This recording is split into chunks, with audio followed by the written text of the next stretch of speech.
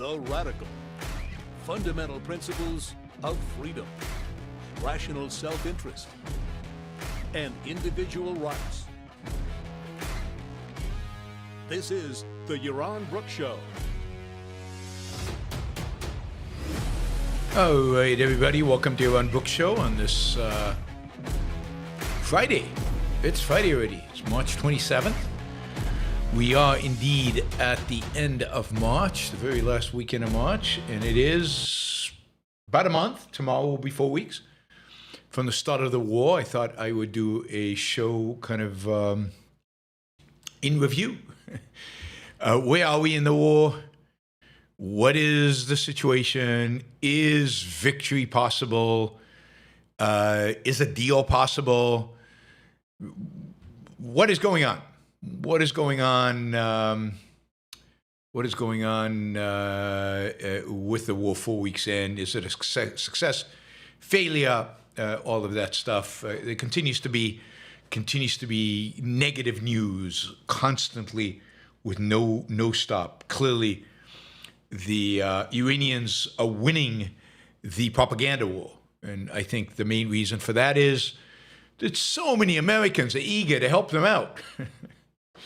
So many Americans and Westerners more broadly are eager to help out the Iranians in winning the propaganda war. Anyway, let's talk about the war itself. The war that started 4 weeks ago with the decapitation, the killing of the entire Iranian leadership from Khamenei down, including the leader of the IRGC and many of their advisors, subordinates, everybody around us, and probably the injuring of Khamenei's son, who has now been appointed supreme leader and is supposedly somewhere a supreme leader.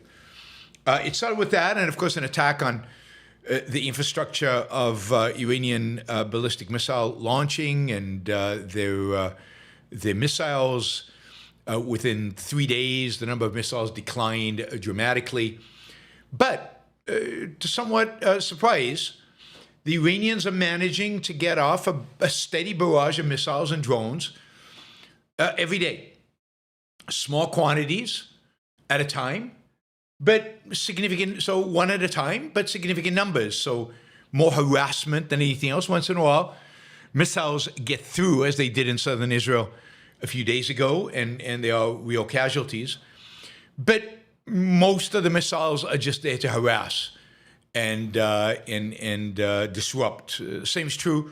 Missiles launched and drones launched at the UAE, at Saudi Arabia, at Bahrain, at Kuwait. Most of them are shut down. Most of them do not have much of an impact, but it's a constant. They're constantly being shot, and that is harassing and disorienting and distracting and difficult for the various countries and the militaries and their citizens, their civilian citizens, to deal with.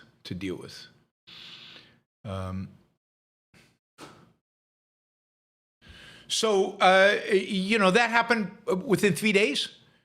Since then, it's been a steady flow. We've got about 30 missiles a day going out, maybe double that number of drones going out. Drones are not hitting Israel. They're hitting mainly the Gulf states. As I've told you, drones takes them a long time to get to Israel. They're not very effective. Hezbollah has joined the war. It sided with the Iranians and started attacking Israel. Since then, Israel has pounded the Hezbollah, has destroyed many of their facilities in West Beirut. Many of high-rise buildings have been knocked to the ground. There are about 1 million people who are homeless right now in Lebanon, including most of the population of southern Lebanon, south of the Litani River, and the population of certain neighborhoods in Beirut, which were deemed Hezbollah neighborhoods. They were told to evacuate. So there are over 1 million Lebanese that are homeless right now and are likely to be homeless for a long time because Israel is not going to allow them back into southern Lebanon. They're going to occupy it until there's a viable solution, a viable Lebanese army that is actually willing to confront Hezbollah. There hasn't been to date. It's been decades. I wouldn't assume there would be one in the future. Israel will, it's also true that Israel will continue to take out and fight with Hezbollah north of the Litani. So this is not going to end anytime soon.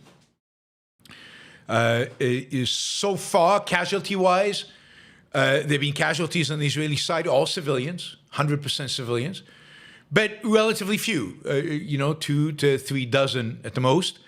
A lot of injured, but again, we're talking about, in the 100 to 200 realm, nothing catastrophic, nothing close to October 7th, nothing close to any, previous events. No Israeli planes have been shot down. No Israeli military facilities have been hit. No Israeli major industrial facilities being hit. Basically, all the hits that have caused damage of any substance, of any significance, have all happened. Have all been basically happening in residential areas. The United States has taken very little damage again. Planes, again, downed only by friendly fire. But so there haven't been really planes down by the Iranians. No ships have been really destroyed. This is an unbelievably one-sided campaign. The United States and Israel can do whatever they want in Iran. They can destroy anything they want in Iran. The only thing keeping any building in Iran up, any industry in Iran, any facility in Iran up is the unwillingness of the Americans and the Israelis to hit it, with one exception. The one exception is the very, very deep bunkers, storage facilities that are deep, deep, deep inside mountains that even the big bunker-busting bombs, the 35,000-pound bombs, cannot reach. That is the only thing in Iran that is outside of the range of or the ability of the Israelis and the Americans to destroy. But even there, we'll see. By the end of the war, what happens. Again, if there are boots in the ground, I wonder if there were going to be any boots in the ground to try to destroy those tunnels. Hard to tell. I wonder why they don't try to fly a drone into the tunnel and kind of shoot it from within. I guess they don't have the capability to do that, but it strikes me that is the way to do it. It's hard to get a cruise missile through the mountains and into the tunnel itself, but why not drones? I don't know. We'll see what will be done in the future. In the meantime, the U.S. is also fighting the Iranian affiliated militias, terrorist organizations in Iraq. So this is the equivalent of Hezbollah, but in Iraq. The Warthog, the Warthog, the A-10, is active in the Iraqi arena. It is mowing them down. Huge numbers of these Iraqi militias are being mowed down by the A-10, particularly in the west of Iran. Yes, in the west of Iran, close to Syrian and Jordanian borders. But also inside Iran, and there've been battles even inside in Baghdad itself. The leadership of these militias has been decimated, just like the Iranian leadership. They still think they can meet and have strategic planning sessions, or maybe it's DEI required that they once in a while meet to have harassment training. I don't know, but when they do meet, out of nowhere, a bomb appears and blows them all up, and that has happened in Western Iraq to the leadership of that militia. So, at every front, militarily, the Israelis and the Americans are winning hands down. It's not even close in terms of the casualties, in terms of the damage, in terms of the suffering. there is no comparison. Today, the Israelis, in a sense, took it up a notch, and today Israel hits strategic assets of the Iranians. They hit the hard water nuclear facility in Arak that the Iranians have. Now, this is not this facility that is built to produce plutonium for nuclear weapons. That is not the path the Iranians have chosen to go. They've chosen to go uranium, enriched uranium. But they have been building this facility. It was hit in the June war, and they were rebuilding it, and Israel hit it again today. In addition, Israel destroyed a facility that was producing uranium from what's called yellow cake, I guess, from mining uranium out of yellow cake, uranium that would then be used for enrichment. Here, I guess there was some danger of potential for radiation. So far, there is none, but Israel hit that plant and supposedly destroyed it today. As far as I know, this is the first time Israel's hit that particular plant. So they're going through and dismantling the entire supply chain, nuclear supply chain, that the Iranians have, point by point, area by area. But in addition, Israel today bombed all at once, three of the biggest steel-making plants in Iran. So they basically devastated the steel industry in Iran. This is steel that is used to make ballistic missiles, but more importantly, it is steel that's used in the economy, in the Iranian economy, and thus is it a huge hit for the Iranian economy. Now, the Iranians have taken this as a personal affront. Really, they've taken this as a violation of Trump's promise not to strike their energy infrastructure until April 6th. You remember he gave them 10 additional days yesterday, kind of randomly, because he's negotiating with somebody, somewhere, somehow. And he gave them an extra 10 days because they gave him some gift, which they deny they've given him, which is the passage of 3 ships out of the Hormuz Straits. But they've denied it. They've denied the negotiating. But Trump is generous, so he postponed any attacks on energy infrastructure until April 6th.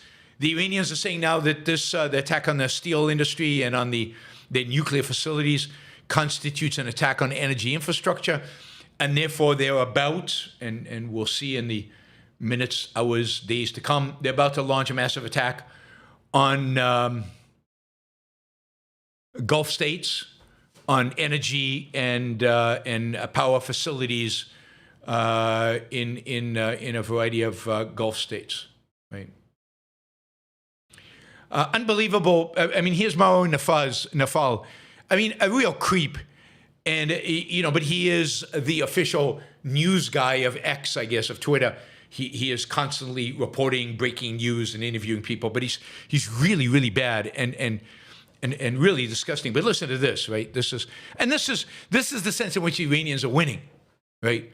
The sense in which people like Mario basically take their side. Here he is. He says, "I'm pissed. Trump gave Iran a pause on strikes against their energy infrastructure until April 6th. So what did Israel do? They bombed all 3 of Iran's largest steel plants simultaneously, which are crucial for their economy." Me scratching my head, asking the question, wait a minute, is this energy infrastructure? Steel plants? No. He continues, and if that wasn't enough, they also struck Iran's heavy water reactor facility, as well as uranium production and uranium conversion sites. Scratching my head again.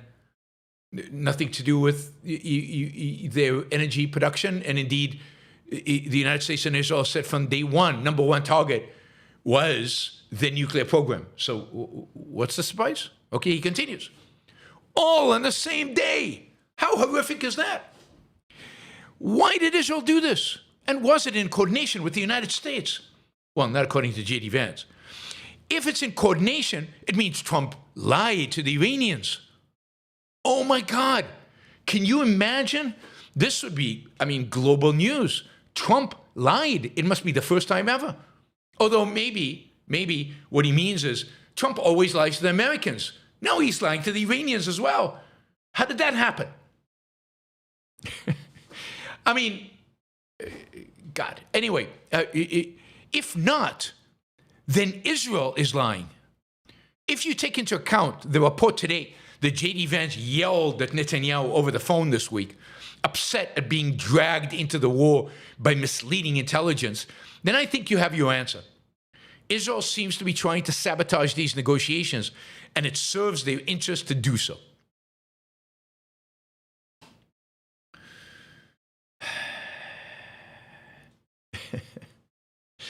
I mean, it's pretty amazing, right, that this is the case. It's pretty amazing that these people, clearly advocating for the Iranian regime, and they're just pissed off at Israel, and they will attack Israel at every opportunity, and they'll go after Israel, and they're doing Iran's work to convince the world that this is a war instigated by Israel, and this is a war that Iran will win. And Trump is lying. Iranians don't lie, never lie. The Iranians are 100%. They're wonderful people. But Israel bombed their facilities. Now, J.D. Vance did supposedly, we don't know, I wasn't on the call, yell at Netanyahu. He yelled at Netanyahu not for supposedly dragging United States into the war, but for claiming at the beginning of the war, or before the war started, that regime change was going to be easy. And it's not. And it hasn't happened yet. Now, there are questions about what Netanyahu actually said and what he actually said to the Americans. And J.D. Vance, look, the very fact that J.D. Vance now is at the forefront of the American administration's efforts around the war. He's the one that they were going to send to negotiate in Pakistan. He's calling Netanyahu, suggests a shift, a less friendly stance of the Americans towards Israel. It suggests a shift towards trying to, a shift towards trying to appease the Iranians in some way, trying to put an end to this. We'll see. But Vance was quiet for the first 3.5 weeks of the war. Suddenly, over the last few days, Vance is in the news. Not a good thing. Not a good sign. Not a good sign for victory. Right? Okay, so that's basically what's happening. Israel is attacking. The United States is attacking. The United States is moving troops into the area, ground troops. The rumor today said they're thinking about deploying 10,000 troops to the Middle East. Again, fog of war. I don't know exactly what's going on. I don't know what the Americans are doing. I don't know what the plan is. Now, the detailed plans going up online, I've seen them all day today about the fact that the United States will not go to Cloobeck Island. That is a facility where all the oil export facilities are for the Iranians. No, they're not going to take that island. They're going to take 3 islands in the middle of the Hormuz Straits. These are 3 islands I showed you when I did the maps. I showed you the 3 islands.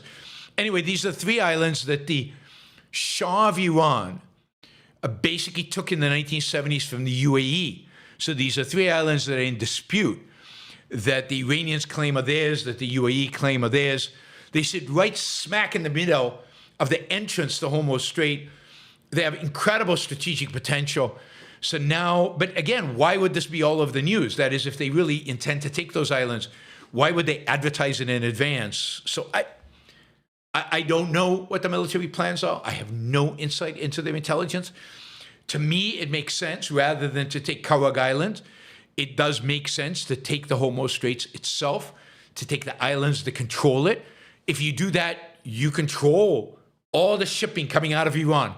You control their oil exports if you want to. And if you want to destroy their oil exports, you just bomb the hell out of Cloobeck Island and turn it into dust, which the United States and Israel could do, should have done a long time ago, but won't.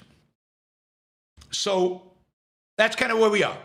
Troops coming in, maybe a land excursion. Trump talking to, I don't know, somebody in the Iranian regime, negotiating maybe a deal, which the Iranians constantly say they're not interested in and they won't negotiate around, under terms that the Iranians have rejected over and over and over again. I can't imagine a deal that any of us would be happy with, that Israel would be happy with, that the U.S. should be happy with, that the Iranians would agree to at this point. Because here's the problem, and I want to talk about what victory means off of this. Here's the problem. The Iranians look around the world right now, and while it's clear to them that they've taken significant losses, it's clear to them that they've been devastated, all their losses from their perspective can be rebuilt. With the right amount of money, they can rebuild anything. And one of the great mysteries of this war, and somebody might be able to enlighten me about this, but one of the great mysteries about this war is the United States continues to allow the Iranians to ship oil out and to collect revenue from the oil sales. So the Iranians look around the world and they say, our oil is more valuable today than ever. People are willing to pay a lot of money for it. We will get a massive revenue increase in the future. As long as the regime doesn't collapse, we can rebuild our ballistic missiles, rebuild our factories, we can rebuild our, whatever we need to do, because we have money coming in and we will have money coming in indefinitely. But the Americans and Israelis are not touching our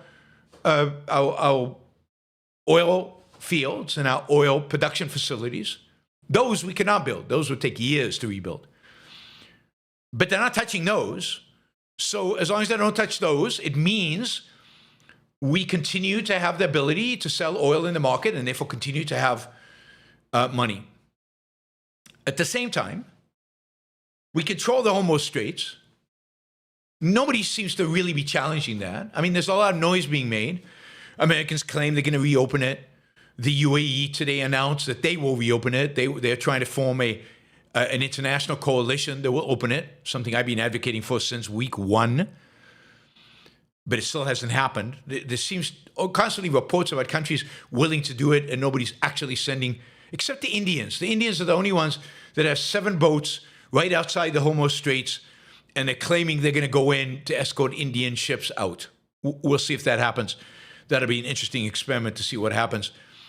But so they're looking at, and they control the Hormuz Straits. The Americans are bombing it. They're bombing their facilities. They're destroying their small boats. But so far, they control the Hormuz Straits. Nobody's going anywhere. And they're looking at all of this and say, yes, we've lost people. We've lost weapons. We've lost industry. But we haven't lost anything we can't rebuild. And we have the money to rebuild because of oil. And as long as there's no regime change, which is a big if, because after this war, let's say it ends tomorrow, Iran is significantly poorer. If it takes all the money, it gets some oil and pours it into rebuilding its military, it'll be even poorer. The Iranian people rose up against the regime in January primarily because of poverty and because of bad economics. I mean, they're going to have a hard time with the Iranian people. No question about that. Hard time with the Iranian people. But let's put that aside for now. The Iranian regime is thinking, we're not losing. We're not winning. Can't win. But they're not losing. And they haven't suffered enough. And this is the problem with these soft wars, what I call soft wars. I mean, I'm really happy to see Israel bombing these steel factories today. I mean, there shouldn't be a factory left standing in Iran. That is, their entire civilian infrastructure should be demolished. The Iranian government should understand that they have no economy when this is over. No economy. I mean, the power plants should have been taken out. The gas facilities, which are all, or mostly, I think 80%, for domestic use should have been taken out. You remember when Israel took out 40% of them and Trump balked and told them, no, don't do that anymore because of Qatar.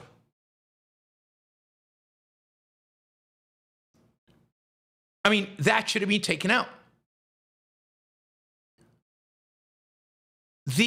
Whatever's left of the Iranian military establishment, if they're in bunkers deep down, and we know where they are, big bunker-busting bombs should have been used, even if the result would have been collateral damage. That is, what you need here is a serious war. Now, what America and the U.S. are doing, what Israel and the U.S. are doing is amazing in terms of precision attacks and unbelievable intelligence and all of that. Amazing. Amazing. But what you have to do is make it clear to the Iranians that they've lost. They've lost. They've lost the country. They've lost their ability to govern. The future is unbelievably bleak. I mean, Trump is, whatever he's negotiating, is telling them he's going to eliminate sanctions. Well, if sanctions are eliminated, they can build whatever they want. Unless there's some guarantee that they won't build. But how do you secure that guarantee? I mean, what Israel and the United States should be doing is making Iran so impoverished. There should be no electricity anywhere, anyone. Because we bombed all the gas facilities and whatever other forms of power they have, we bombed those as well. Then the regime will feel like, oh my God, what are we going to do? And then you might actually get the Iranian people going out the streets and demanding a surrender. You've got victory means, one of the things about victory is that the people who have been defeated know unequivocally, without question, that they have lost and that there is no recovery for them short of surrender. This was why the Hiroshima and Nagasaki was so essential. They conveyed a clear message. You have lost. There is no way out for you.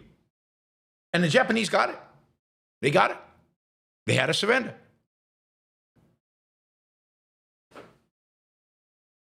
So what's missing right now is not only the opening of the Hormuz Straits, which should have happened by now if it was planned properly in advance, then it would have happened by now.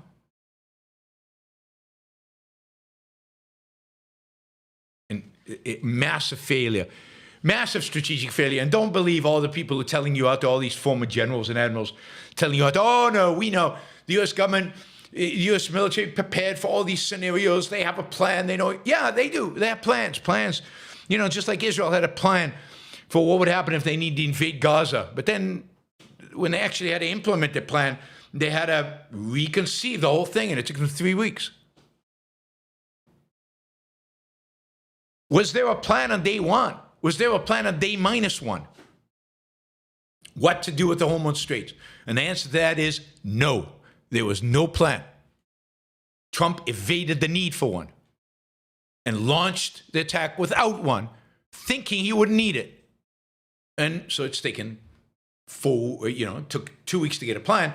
It's going to take 4 or 5 weeks to implement a plan. Ultimately, I mean, it's possible, very, very, very possible to open the Hormuz Straits. It's very, very, very doable. With the right Navy support, the right ships in place, absolutely it can be done, and it should be done, and it will be done, I guess. But in the meantime, the Iranians are looking, and they're seeing the world, and they're seeing the world panicking. They're seeing oil prices go up, fertilizer prices go up. They're seeing people panicking about global starvation, panicking about the price of oil, panicking because there are going to be no microprocessors, because there's no helium, panicking about all these things, and the Iranians are going, yeah, we're winning. We're winning.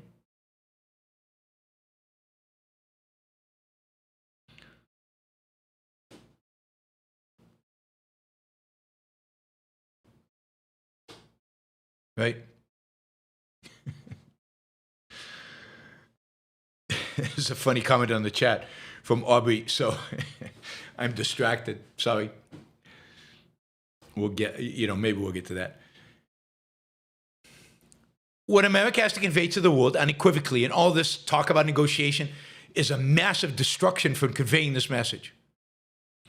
America needs to convey to Iran and to the world that there is no negotiated settlement for this. It needs to convey to Iran and the world that the Hormuz Straits will be open sooner rather than later. And when they are open, all bets are off for this regime. That this regime is history. Maybe at the beginning, they should say now, maybe at the beginning of the campaign, we thought maybe we could still cut a deal with you guys. Maybe you'd learn a lesson. Now, given your behavior, given your attack on the Gulf states, given everything that's happened, we will not settle this war until you guys are all dead, until this regime is buried. Now, you could do that. You open the Hormuz Straits, the economic pressures go away. You drop special forces teams onto the cave complexes. You drop special forces teams onto where the uranium enrichment is, and you take out the complexes. You make sure systematically, whatever it takes, to destroy their ballistic missile capabilities, you make it zero. So they're launching zero. And then you can just wait it out. You can just send drones into the streets to kill Basij and IRGC, and the war will be over at some point. They will give in, or the Iranian people will take control. But you have to do it. And you have to blanket the place, turn it dark. No lights at night. No lights at night. I don't need heat right now. It's already April. But no lights at night. And if you do that, I think the war's over pretty quickly.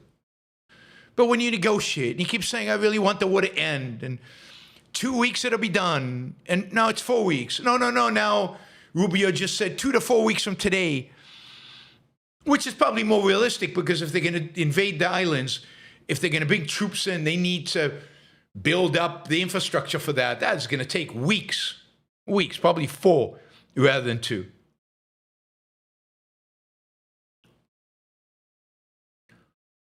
And, somebody says you can't tell the theocracy surrender, you have to tell them to get out. No, you can't tell them anything.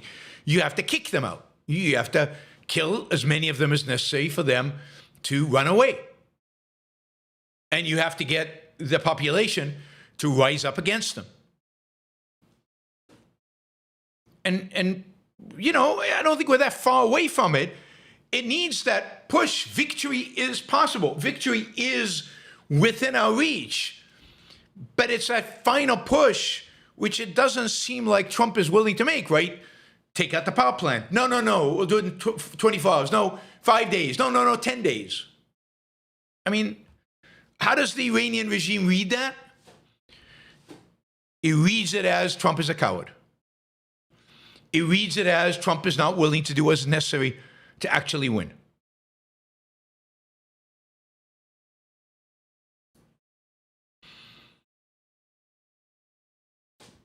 But the reality right now is Saudis want the regime gone. UAE wants the regime gone. Bahrain wants the regime gone.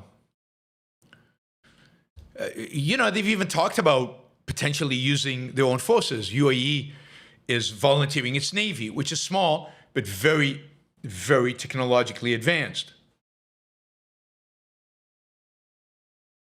I think they even have minesweepers, which the U.S. does not.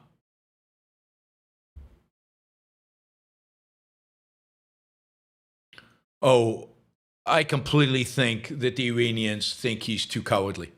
I mean, the U.S. has not touched any of their economic facilities.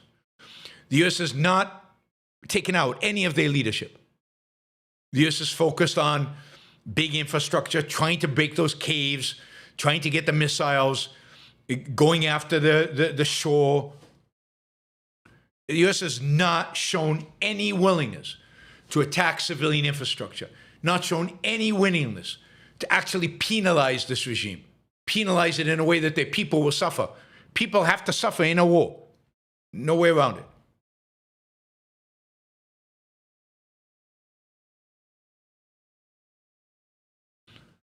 This regime is, right now, I mean, if you look at the Iranians, on the one hand, as I said, they look around and they see Trump, who is mostly cowardly. I mean, the Israelis have taken out the leadership. By every account, it's been the Israelis. The Americans have not attacked leadership, which is interesting, right? Americans have not taken out leadership. The Israelis have. And they continue to do so. And there's rumors of more leadership being decapitated yesterday and today. We just haven't got confirmation yet. But not the U.S. The U.S. doesn't do those kind of things. So they look around, they see the unwillingness of the U.S. to act against the civilian infrastructure. They see the effect they're having on the global markets and the effect that has on Trump. By the way, Trump did the 10-day extension when he saw the market going down dramatically. They see the 10-year bond going way high because nobody right now trusts the Trump administration to end this and it's endless quickly.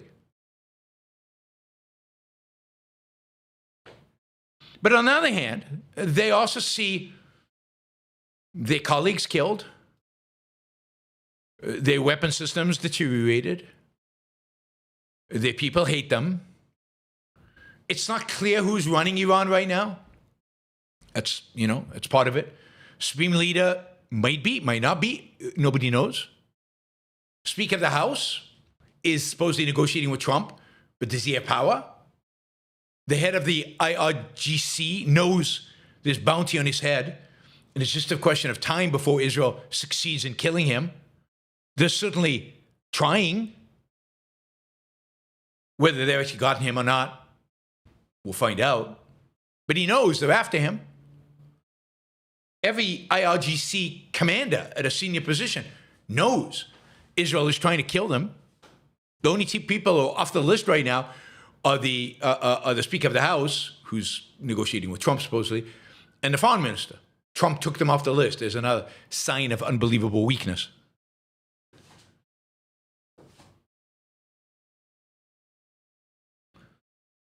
The Iranian drone threat is not that big of a deal. Iranian drones, the numbers have been depleted dramatically. Again, if you look at the numbers from the early part of the war, they're way down. Drone facilities have been destroyed. Even the fleet of ships that was bringing in drones from Russia on the Caspian Sea has been destroyed. So I'm sure Russia is trying to bring in drones in other means and other ways. But Israel's watching those as well. The drones can be launched. Saudi Arabia just signed a big deal with the Ukrainians to bring to Saudi Arabia their anti-drone technology. Drones can be shot down. Drones can be shot down. Chinese ships are not going up the Hormuz Straits, so they're not delivering anything. They might be delivering by road elsewhere. The drone manufacturing facilities are being bombed. There's very little that the Iranian regime has. I mean, most drones are shot down. 90+% of drones are shot down. And with the Ukrainian technology, not at a huge cost. Oh, here's another one. Why hasn't the United States? Here's a good question. I mean, this is part of this civilian infrastructure question. Why hasn't the United States basically shut down every Iranian port, civilian port? Why hasn't it basically said, No ships can come and no ships can leave. Nobody. Any ships that does leave will get boarded. Any ships that attempts to dock at an Iranian port will be sunk. And generally, why don't they just demolish the ports? Why haven't they destroyed the ports? It's not that hard to destroy a port. It wouldn't take much. I mean, again, this is American weakness. This is not taking a war seriously. This is playing video games, wars video games, not a strategic thinking. Why are the Iranians still exporting oil? Why not board every single Iranian tanker and take the oil for yourself? None of this is hard. The United States has the asset in place to do all that. Doesn't need 82nd Airborne. Doesn't need boots on the ground.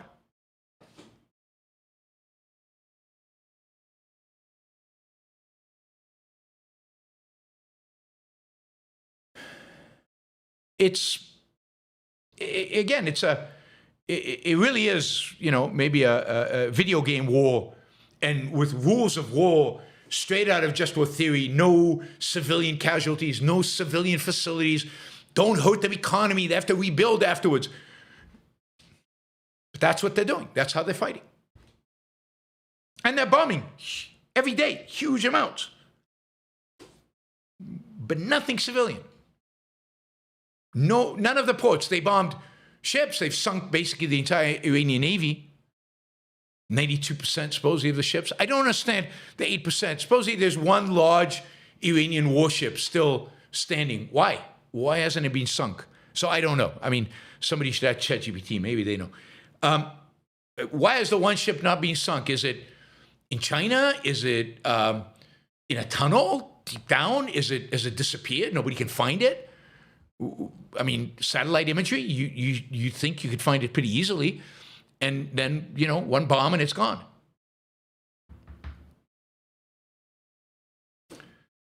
So when you fight with two hands or one hand tied behind your back, when you fight without a pure commitment to victory, then you get entangled in quagmires, you get entangled in long wars, you get the possibility of actually not winning, in spite of the tactical and to some extent, the tactical brilliance of this campaign.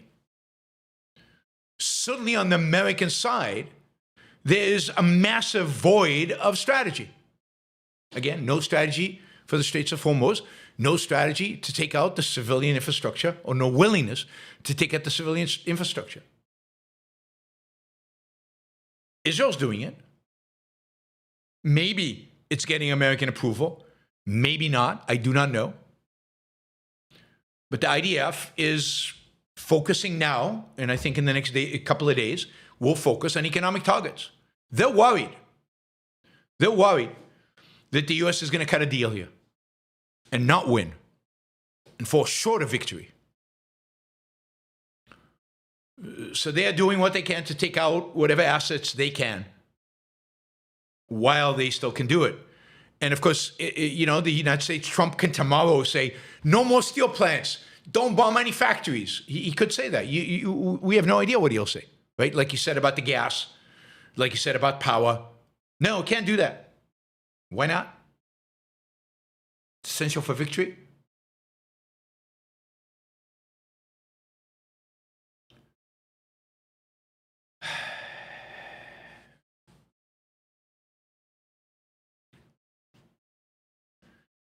In the meantime, as of earlier today, oil prices are way up. Again, a sign they're not really trusting. They're not trusting Trump. Stocks basically took a dive today, with the Nasdaq down 2%.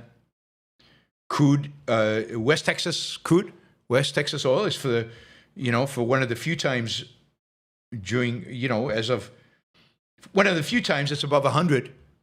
It was at 94.5 at midnight. So it spent the whole day just going up to over 100. That's not good news. It's also kind of maybe a hedge before the weekend. Gold is up. Silver is still under 70, but up from its lows. The dollar is going down, not hugely. Bond yields are very high, 4.44 on the 10-year bond, maybe close to 5 on the 30-year bond. Bitcoin is collapsing. Go figure.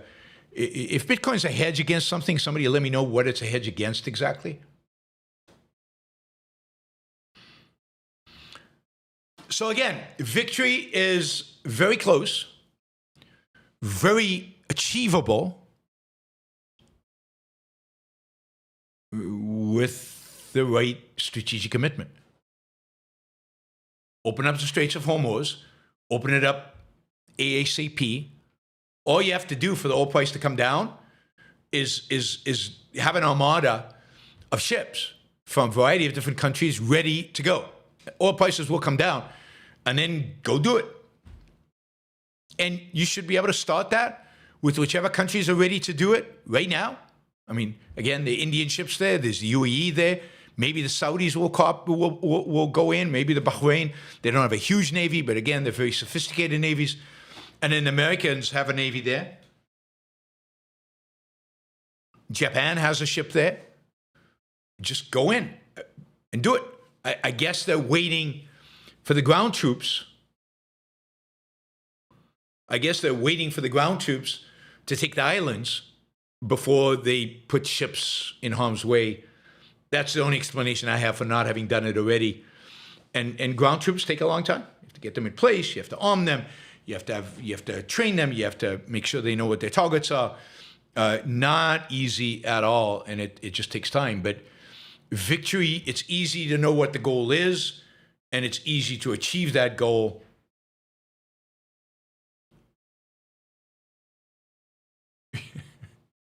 God, there's so many funny things going on. I find it hard to just focus on this. All right. What else did I want to say about victory? Yeah, I mean, the U.S. could declare a unilateral declaration of victory. But the UAE is not going to be happy. The Saudis are not going to be happy. The Israelis won't be happy. A unilateral declaration of victory will basically give the Iranians complete control over the Straits of Hormuz. It would be an unmitigated disaster. Israel kind of thinks that this is possible, that Trump would do this. But UAE and Saudi Arabia are really hustling to convey to the United States that this is not acceptable. Iran must be defeated. And that means the Gulf of Hormuz is open. Second scenario is a detailed agreement, an actual deal.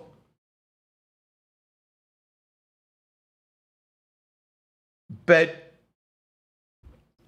you know, it's not clear to me there's anybody to deal with on the Iranian side. These are religious fanatics.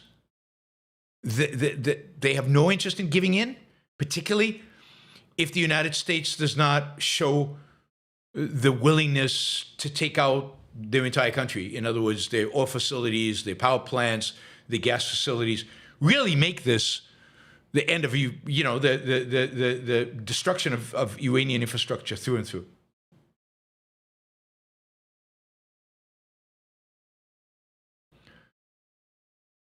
So, we're going to see. We're going to see whether Trump is serious or not. Those are hard words to say. Trump is serious. He's not serious. But whether the people around him can get him to do the right thing or not.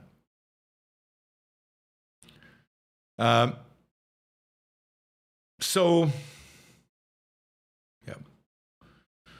We will see. We will see. Let me go through some of this and... yeah, we're not going to do that. And if you look at,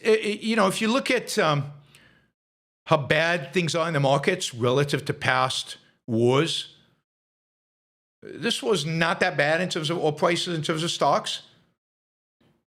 But it's getting there. And if it continues, it could easily become much worse than the Ukraine war, the Gulf War, or other wars, or even the Arab oil embargo.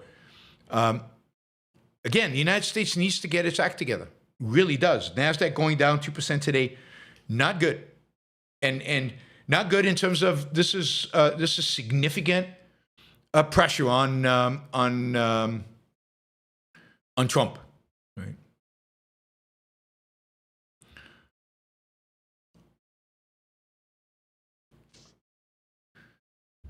All right. I guess there's fear, right?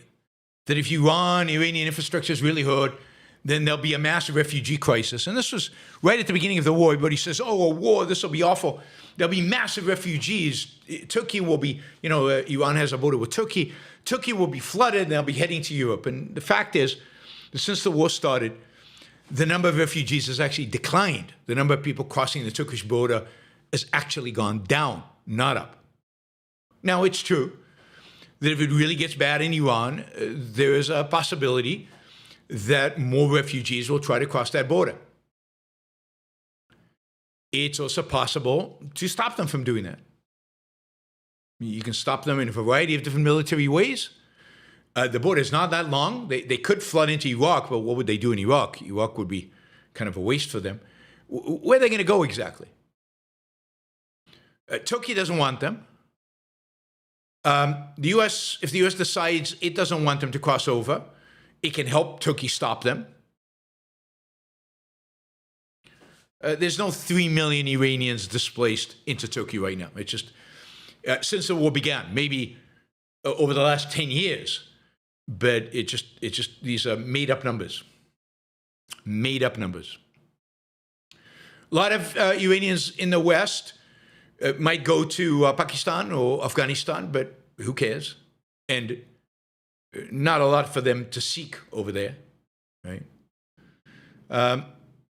There's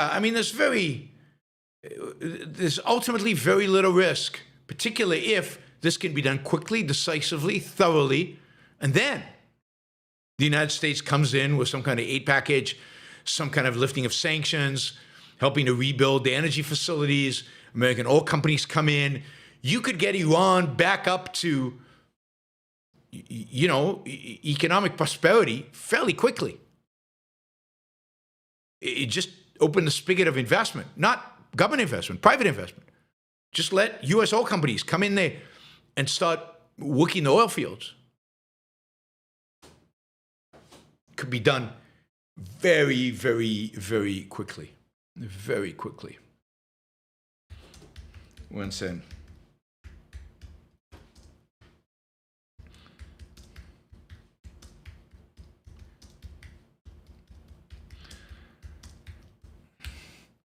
Give me 5 seconds.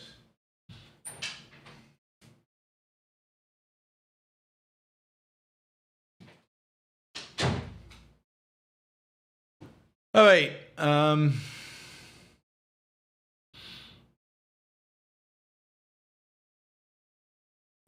Okay, here's the 3 million number that Tommy is enlightening us with. Up to 3.2 million people are estimated to have been internally displaced within Iran since the beginning of the conflict. Yeah, basically Tehran is emptied out. So there is no evidence of, there's evidence of people being displaced. It says most of the displaced are fleeing Tehran and other urban centers in the northern part of the country. While fears of a large-scale refugee crisis exist, initial reports indicate that neighboring countries such as Armenia and Turkey had fortified their borders, limiting external departures. However, the situation remains fluid with the UN appeals to humanitarian. Of course, the UN will appeal for humanitarian assistance. That is their job, right? So no significant outside of Iran. I mean, you could expect Azerbaijan to accept a lot of the Azeris, northwestern Iran, the Kurds, and then there's Azeris. Something like, 20 or 30% of the Iranian population are Azeris. That's the same tribe, if you will, as Azerbaijan, that's how it's named. You can imagine Azeris fleeing to Azerbaijan, but even that doesn't seem to be happening in large numbers. There are a lot of mountains on the way. It's not easy.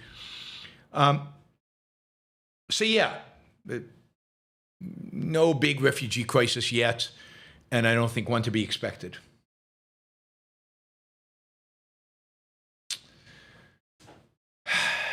Oh, wait.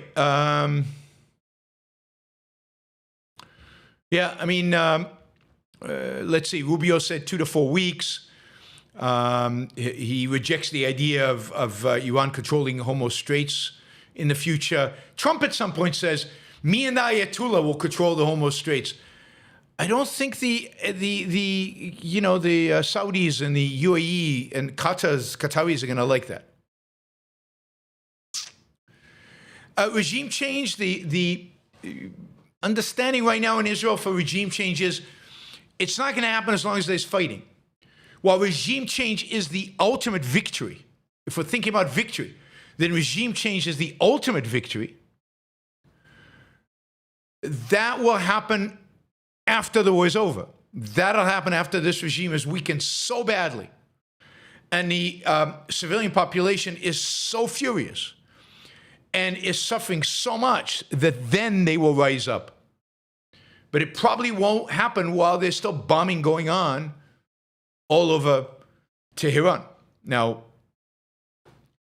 I've seen videos, and I don't know, again, if to trust them or not, videos of Iranians basically, shooting Revolutionary Guard Corps or Basij in various places around Iran, not in Tehran, but in other places around Iran, that they are armed now. I'm sure the Mossad and the CIA are arming whatever elements of the opposition are willing to be armed.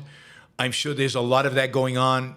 Whether that's enough to make a difference, I do not know, right? Abu Dhabi has announced that it would deploy its navy in the Hormuz Straits for the Hormuz Security Force. It's asking other countries to join. They are, of all the countries, they're the ones exhibiting the biggest spine. They're also the ones that signed the Abraham Accord, so they have a peace deal with Israel. They are buying technology from Israel and buying military technology from Israel. Wouldn't be surprised if they get one of those laser beams to shoot down drones. Let's see what else there is here. Yeah, we talked about the steel plants. Steel plants are being taken out. The heavy water nuclear complex was taken out. There's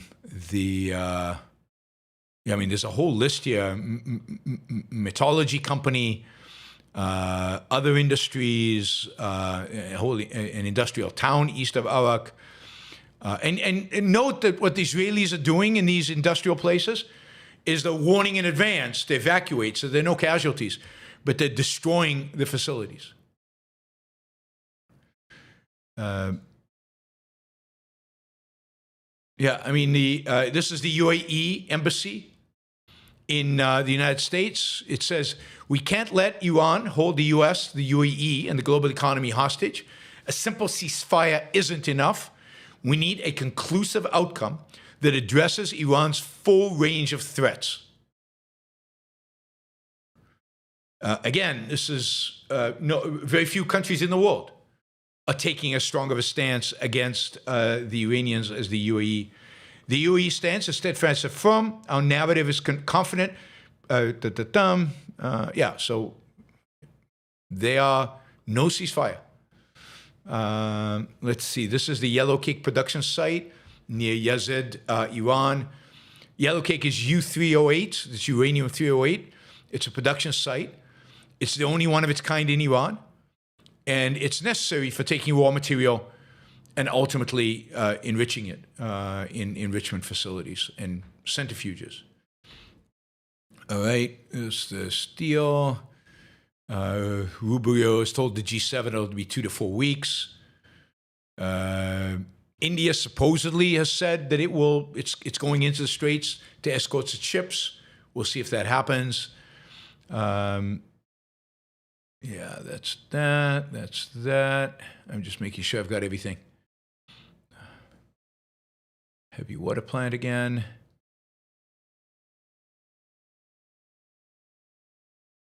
Yeah,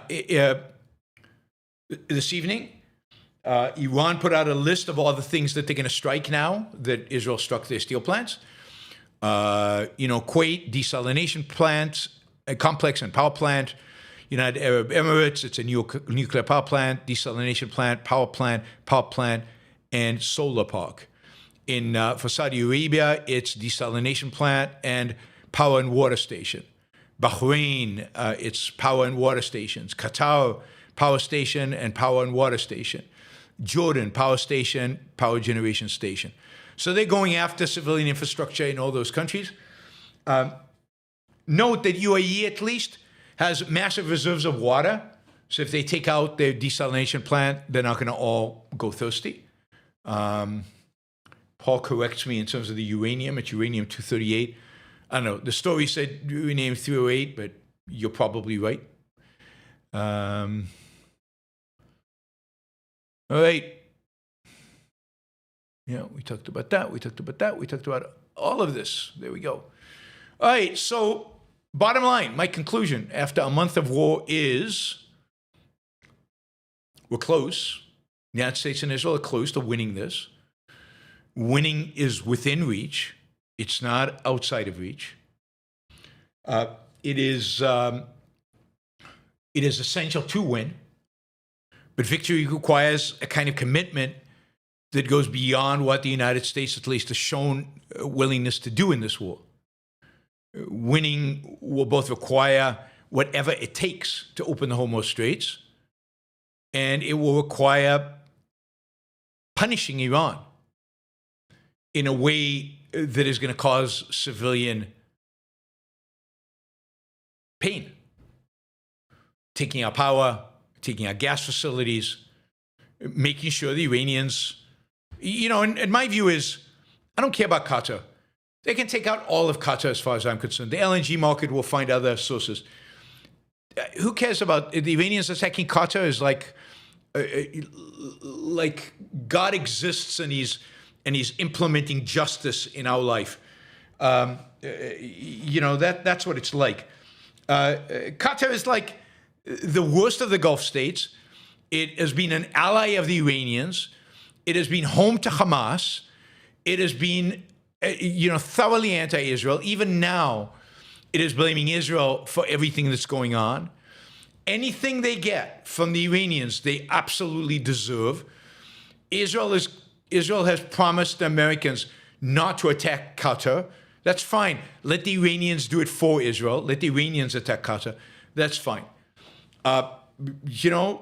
Hopefully the Israelis and the Americans can help the UAE and the Saudis, because right now those are allies of ours, to defend their infrastructure, and let the Qataris go to hell. It was the Qataris that, after Israel struck the gas facilities and Iran attacked the Qatari gas facilities, it was the Qataris that got Trump to stop Israel from attacking infrastructure, or at least gas infrastructure in the future. We should stop listening to Qataris. We should have never listened to the Qataris.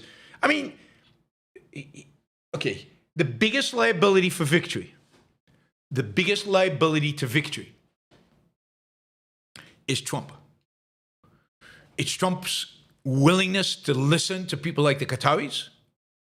It's Trump's willingness to try to, quote, negotiate. It's Trump's unwillingness to go all in and actually get, and that doesn't mean ground troops in Beirut. You don't need ground troops in Beirut. Although I don't know if you saw this news today, right? I told you about this yesterday or the day before about Uganda's head of the Ugandan army saying that if Israel needs their help, they're happy to come, and they're happy to defend Israel and help Israel. Uganda, because they're Christians and the Jews are their brothers, and they will help them out. Anyway, today the same head of the Ugandan army said, maybe it's yesterday, he said, "You want boots on the ground? We'll be your boots on the ground. We're willing to invade Iran. We will take Tehran in 2 weeks. Uganda will take Tehran in 2 weeks." He also said he models his life after Moshe Dayan, the legendary Israeli general and defense minister. So go Uganda. I mean, it's part of the funny stories that are in surrounding this whole insanity, right?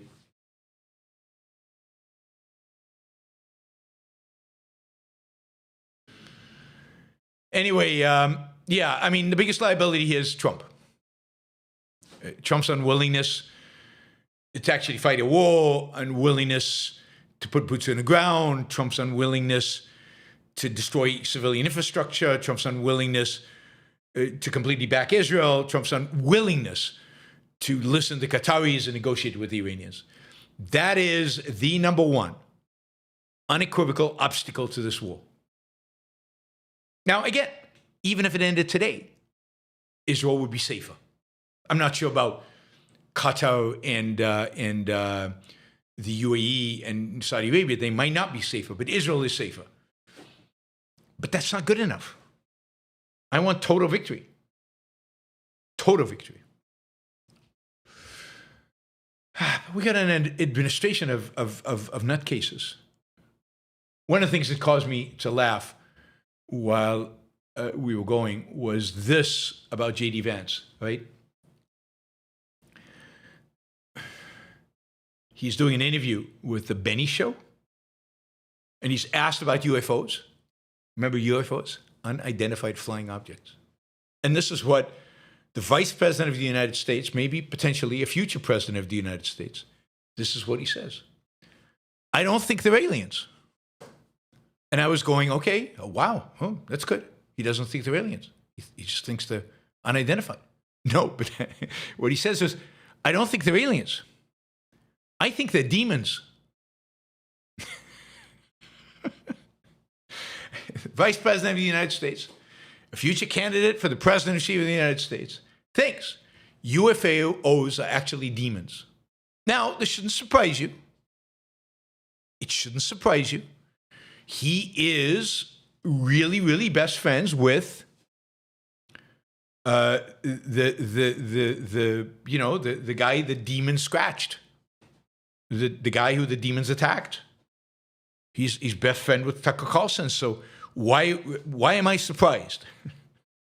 I mean, I don't know. There's a level of irrationality out there that just keeps surprising me. I can't imagine anybody's really serious about this. And then people who appear serious say this kind of stuff and you go, oh, it's sooner than you think, as Ayn Rand would say. The world is still massively irrational. Here's another news report. Saudi Arabia urging the United States to ramp up Iran attacks. Saudi Arabia has urged the U.S. to ramp up attacks on Iran, a Saudi intelligence source has confirmed, while it is weighing a decision on whether to join the fight directly. Yeah, you think if they're urging the United States to ramp up, they would join. The Saudi source confirmed reports in the New York Times that said the kingdom's de facto leader, MBS, has urged Donald Trump not to cut short his war against Iran, and that U.S.-Israeli campaign represents a historic opportunity to remake the Middle East. Absolutely. The intelligence source said Riyadh has not just called for the military campaign to continue, but to be intensified. Trump appeared to confirm the report about the Crown Prince role, telling journalists on Tuesday, yeah, he's a warrior. He's fighting with us. No, really, his troops are not out there. There's no report of active Saudi military involvement in the nearly 4-week war so far. But a Saudi political analyst said the kingdom would be likely to take that step if peace efforts led by Pakistan failed. Saudi Arabia and Iran, claiming leadership roles of the Sunni and Shia Islamic worlds, respectively, have long been regional rivals, according to a leaked U.S. State Department cable. The Crown Prince's paternal uncle, King Abdullah, urged the United States military in 2008 to cut off the head of the snake, a reference to the theocratic regime in Tehran. Maybe he read Leonard Peikoff's full-page ad in 2002 calling for the same thing. The Crown Prince solidified his hold on power by cultivating a close relationship with Trump, but will now have to rethink Saudi reliance on the U.S. for its security, observers have argued. Yeah, China will step in if the United States doesn't do its job. MBS has lost the bet on all his investments over the last several years. He financially invested in Trump and Trump's family and his corporations and his White House. But at the end of the day, the views of the Saudis and of the whole Gulf have been sidelined by the wishes of Benjamin Netanyahu. Prince Mohammed has begun to recalibrate his position after a missile attack on the Saudi oil facilities. Anyway, The Saudis tried to link up with the Chinese, and that didn't work very well for them. If you remember, they also signed a mutual defense agreement with the Pakistanis. And when Saudi Arabia was attacked at the beginning of the war, they asked the Pakistanis to intervene as part of the mutual defense agreement, and the Pakistanis refused. So that mutual defense agreement has not gone very well for the Saudis either. They're stuck with the Americans one way or another. Now, a few minutes ago, the Houthis had a press conference and made an announcement, not a press conference, just an announcement. And everybody thought that the announcement would entail them entering the conflict and closing off the straits leading to the Red Sea, which would create another headache. However, the statement didn't say that. It set a number of thresholds for Houthi involvement, including the US and Israel failing to seek a diplomatic pathway to ending the conflict, increased aggression against both Iran and the Houthis, the use of the Red Sea to target Iran, expanded coalition with the US, and implementation of the past Gaza agreements. Anyway, they're looking for excuses not to intervene, which is interesting. Maybe all those attacks by the Israelis and the Americans, maybe all of that has caused them to step back. Step back. We will see.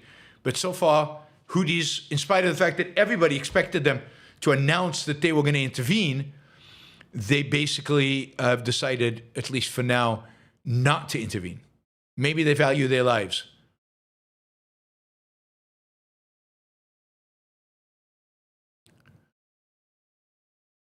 All right.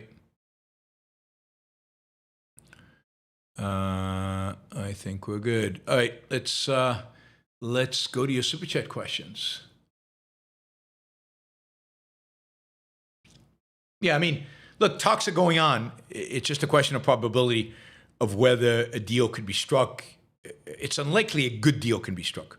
Now, Trump might be willing to compromise quite a bit on his demands in order to be able to walk away. And I think that's what the Israelis are fearing. It's unlikely, almost impossible, that it's pretty much impossible that a good deal will be struck. Yeah, the whole thing is a massive waste of time. A massive waste of time.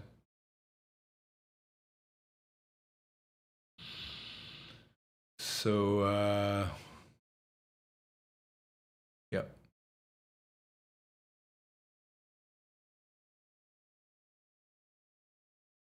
Okay. Super chat time. Let me remind you, hendershotwealth.com/YBS, Hendershot with 2 T's. Strategies for saving a lot of money on capital gains taxes. So check them out, hendershotwealth.com/YBS. Check out the interview I did with Robert Hendershot on my channel on YouTube under playlists, sponsored playlist of sponsors. And there's the interview. Robert is always a great interviewee. So check out the interview and enjoy it. The Ayn Rand Institute is hosting a conference in Porto, Portugal. God, in less than a month. It's like 3 weeks from now. I'm looking forward to being there. Check out the information about it. And hopefully you can join us. If you're in Europe, you should definitely come. There are a lot of Ryanair, EasyJet flights out there. I think I'm flying. How am I flying there? I'm flying for Warsaw, which is a long flight, but a direct flight on one of the budget airlines. And yeah, easy to get to. Lots of hotels, lots of places to stay. Beautiful city, great food, great people, and hopefully decent weather. We'll see. April in Porto might be rain, but hopefully good weather. So join us. It'll be you can find out more information about it at aynrand.org/start here, and you can get a YBS discount. The discount code is 26YBS10. 26YBS10. Alex Epstein. Epstein is the number one authority on all things energy, oil. Oh, God. I mean, one of the things that this conflict is making so real is Alex's argument that he's been making for over 10 years now, that fossil fuels are at the heart of our life. They're in the middle, everything is dependent on fossil fuels. So right now, plastic prices through the roof, fertilizer prices through the roof, chips worried about helium prices, which are through the roof. So oil and natural gas, yeah, you get that is going to be problematic because of the Straits of Hormuz. But pretty much everything that modern life depends on relies on fossil fuels. And it's Alex who is, as far as I know, the first person to really concretize that, to make that real. Check him out, alexepstein.substack.com. And finally, defendersofcapitalism.com, a wonderful website and program defending capitalism from Michael Williams, to which I have contributed. All right, let's see. Yes, reminder that you can support the show. This show is not possible without the support of you watchers, live, after the fact, and all of you on podcasts, listening audio only. Your support is the only thing that makes this possible. So thank you for everybody who supports the show, all you Patreon and PayPal supporters, all the Super Chat people, sticker people. Thank you. Really, really appreciate that. For those of you watching live right now, I could really use some help from you guys. We're way short of our second hour target, and we're 20 minutes into the second hour already. So please consider making a contribution. It's the weekend, Friday. It's a good day to be generous. So come in and support the show. You can use a sticker, or you can ask a question. And, everything again is, any way you want to support the show is helpful. Questions, of course, I get to answer them. You get to shape the show. I get to talk about what you want me to talk about. So please jump in with some support. And let's see what else. Yes, if you're not listening live, then please consider become a Patreon supporter. We've got some good Patreon supporters recently. We need more. Again, this is my livelihood. This is my income. A big chunk of it anyway, more than half, comes from the show. So please consider supporting the show on Patreon. That is monthly. It is regular. It's predictable. And it's what makes this possible. So patreon.com, just put your Yaron Brook Show in. And if you can afford to do like a $500 or $250, that'll be amazing. And that'll generate some one-on-ones time with me. If you can't afford that and you just can do $2, that's great. $10, you get a podcast with no advertising, the podcast version with no advertising. And $25 and above gets you to be on the AMA, which we'll have tomorrow. Tomorrow, 3 p.m. Eastern Time, AMA, Yaron Brook Show, AMA, and there'll be a panel by video, and any one of you could be on that panel if you're at a 25% level on Patreon or on PayPal. So please consider do that. Of course, you could also become a member of the show, and then you get access to the members-only shows. We've been going over some Ayn Rand essays on these member-only shows, so you'd have access to all of those and to all the ones I do in the future. All right, let's keep going here with your questions.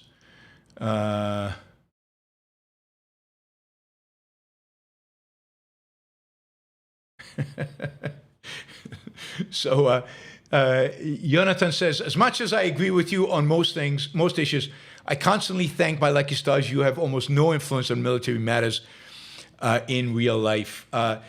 Yeah, I mean, I have no influence on military matters in real life, but you're wrong. Your life, I don't know where you live, Jonathan. That is an Israeli name. I don't know if you live in Israel. But Israel would be a lot safer right now. And if America would have listened to me after 9/11, we wouldn't be going through any of this right now. It would be all over. The real thing about our politicians and our military strategists is they're very, very good at, Netanyahu is brilliant at this, and American politicians are brilliant at this, kicking the can down the road. Constantly delay. Never win. Never, finish. And that's why we had October 7th. It's why we had 9/11. It's why after 9/11, all these terrorist attacks in the West. And that's why we're having to fight a war with Iran right now. It's because nobody listened to me for the last 23 years. And if you go back 23 years, if you go back to my talks after 9/11, including the one in Israel in 2003, which is on C-SPAN, you can find it on C-SPAN,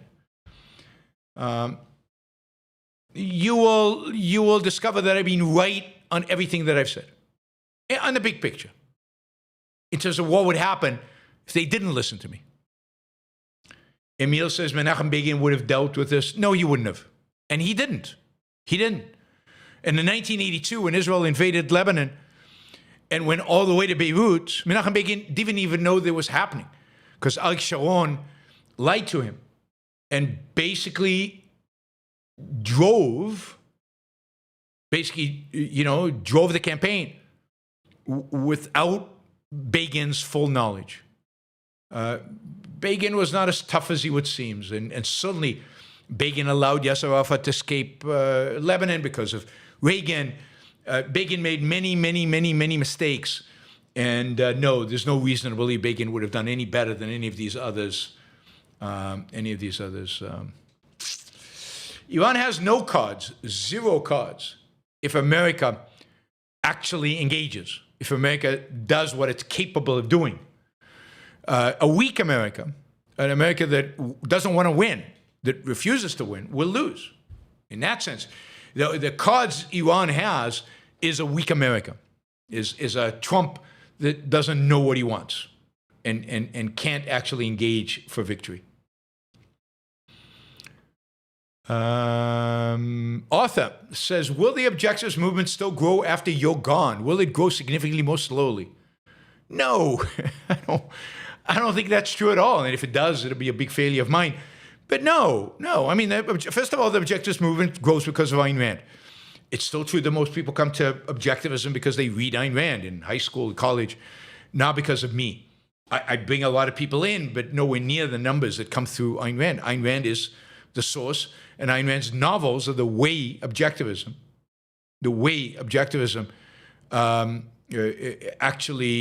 actually will grow and sustain itself and exist.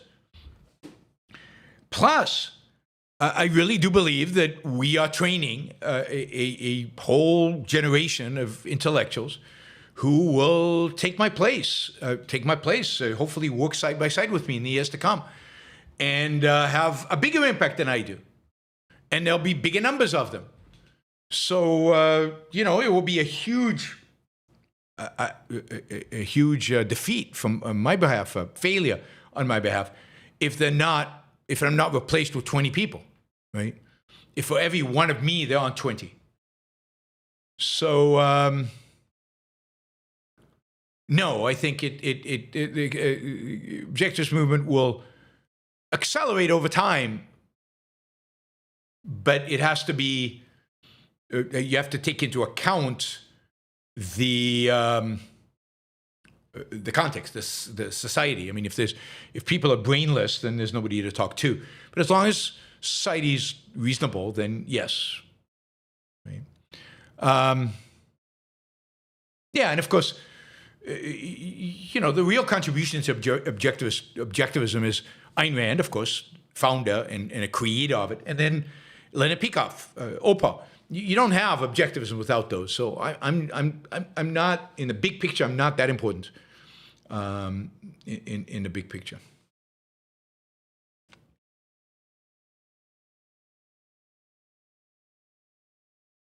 Michael, even when I get British people to admit NHS sucks, they say, well, it's underfunded.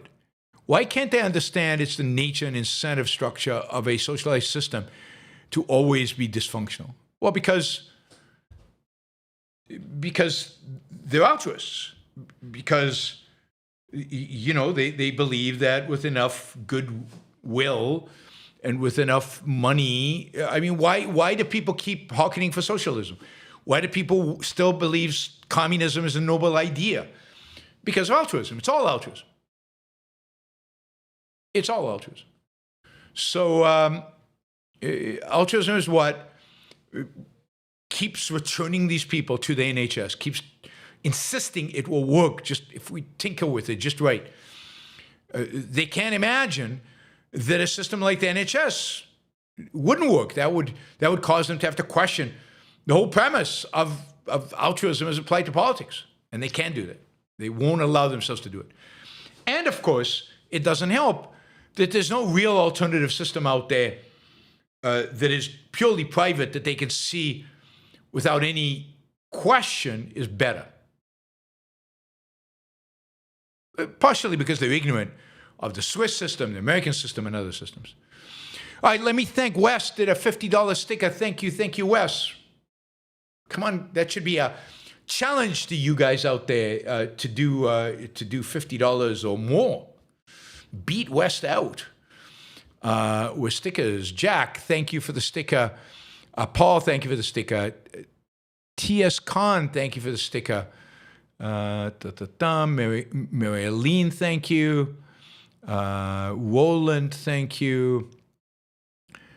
And I think I saw Jonathan Honing right at the beginning. Yes, and Silvanos. And Gian, and Apollo. Right, I think I got all the sticker people for now, but don't let that stop you. Keep and Roland, thank you.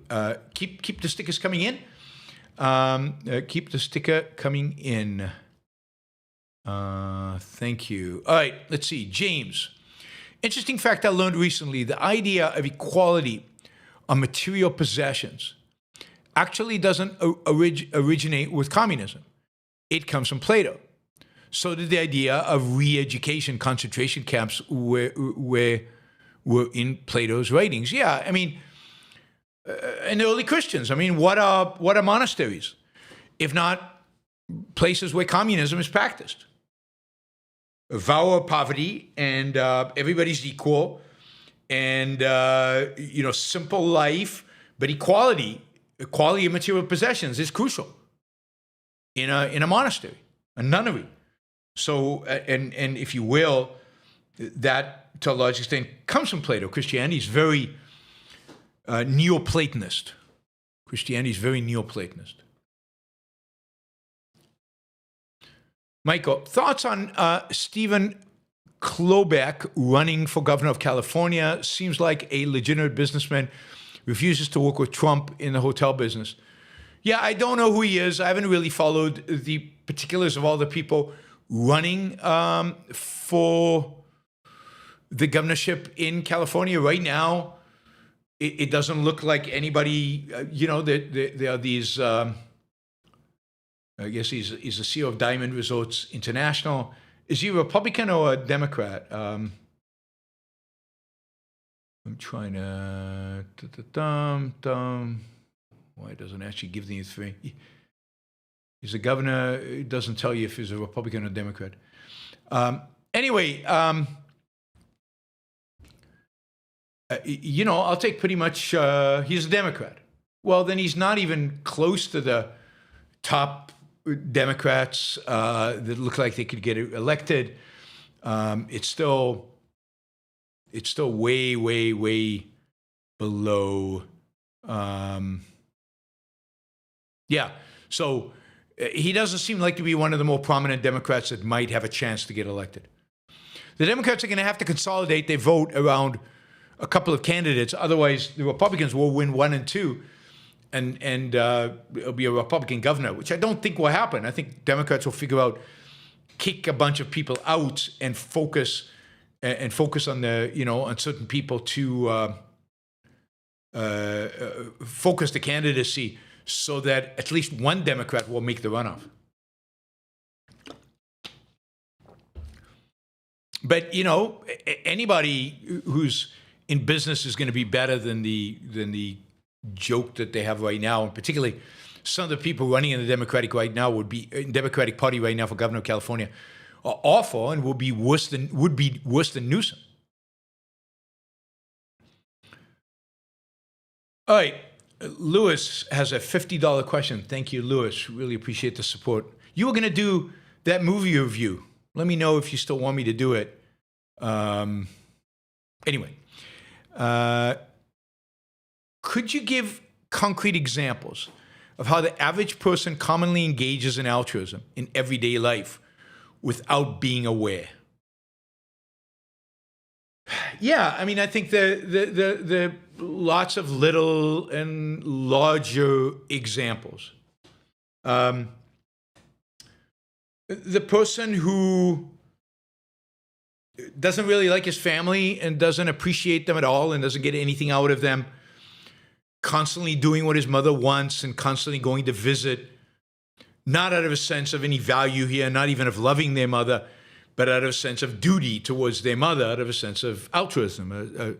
You have to sacrifice for family. A boss who has clearly an underperforming employee who's arguably even doing damage to the project, who won't fire them because, I don't know, they have a sick kid or some situation at home that they would suffer significantly if they were fired. And so he won't fire them out of, again, a sense of more important not to cause this person any pain than what's good for the team, what's good for the company. You know, the incredibly successful entrepreneur who has done really, really well and succeeded, made a lot of money, but who feels guilty. It feels like he should have done more for the world. You know, the effective altruist type who thinks, oh, how do I give all the money I've made? I made it in kind of an illegitimate way in some sense. So I need to give it away to not quite buy myself into heaven, because most of them are some of them at least atheists, but in order to reduce the guilt that I feel.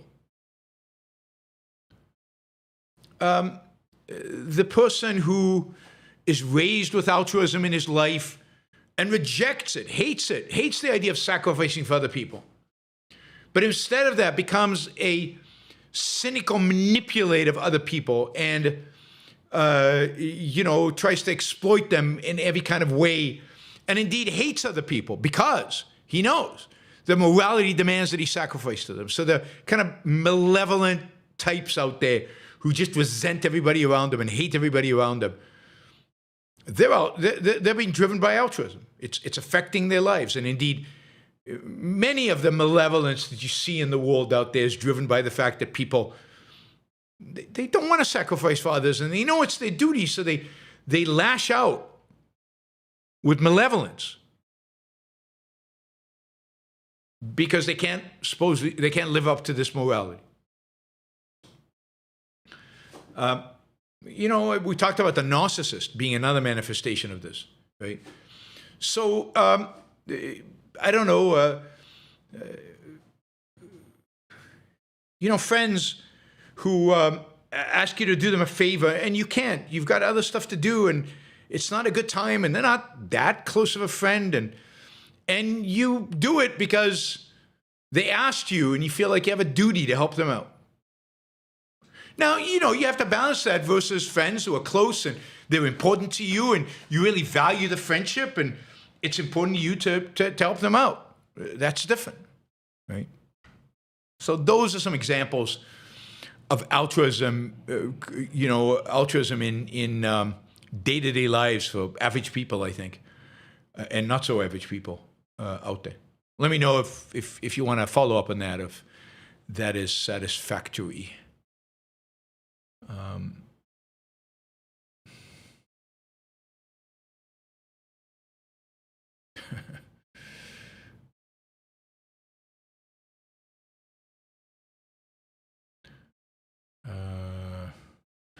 All right, Silvanos, thank you for ongoing coverage of the war, Iran. Appreciate it, Silvanos. Thank you for the ongoing support. William, go Israel, don't trust the Trump administration. Yeah, no kidding. Thank you, William. Molten Splendor. Interestingly, there have been complaints of a U.S. weapons shortage due to our sale of weapons to Ukraine. Maybe those weapons were really outdated and obsolete, just like you said. Well, I mean, there's a weapon shortage, not so much in the field, but the stockpiles are dwindling, and the United States is still supposed to be selling weapons to NATO that then gives it to Ukraine. And there is a lot of talk right now, there hasn't been a decision made yet, but there's a lot of talk right now about not selling it to Ukraine and instead using those weapon systems to bolster the stockpiles. I don't know the details. I don't have the numbers. But there's no question that the United States over the last decade or more has not been building enough missiles, primarily Patriot systems, the different different air defense systems, and even Tomahawks, the cruise missiles. They're not building enough of those. They haven't built enough of those. They're expensive, and they didn't think they were going to get involved in a war, so they didn't build them. And it's not clear that the capacity is there. That is, again, there hasn't been the kind of strategic long-term thinking, certainly not from this administration, but not from Biden, certainly not from Obama, about how do we sustain enough of an industrial capacity to build these weapons when we need them. So they just haven't built them, and they're not building enough of them. And the manufacturers of these weapon systems are saying, yeah, we can only build them really slowly. And the Trump administration now wants them to build them fast, but that capacity is not there. And they'd have to build it. So there's a real need to scale up weapons production. Real need to scale up weapons production. And one way to do that is to expand the profit margins of the builders. Profit is an incentive. Tell them you'll get a 10% profit on the first 100, 20% profit on. I'm making numbers up. I don't know what the number should be, but something like this. And if you can deliver 1,000 to me in year one, I mean, you get this in construction all the time. If you can deliver early, we'll give you a bonus. So tell the manufacturers, if you can 2x your deliveries over the next year, you'll get a big bonus. Something like that. So instead of browbeating them, and instead of yelling at them and getting mad and threatening them with all kind of things, the carrot is much more effective. Give them a carrot. Give them a bonus for delivering. You do that, again, we do that in construction all the time. You deliver the building 2 months early, you get a bonus. So this should not be that hard. Provide them with an incentive to take the factories that have been shut down in various places and convert them to building missiles. I think it's now clear if we ever engage in war in the Pacific, we will need a lot more missiles than we have. And we will need a much faster production line than we have. Let's get ready now. But again, that would require strategic long-term thinking, not a strength of the Americans, not a strength of, certainly not this administration, but generally of American politicians. Think also about the inability of our leadership to deal with things like we're going bankrupt because of Medicare.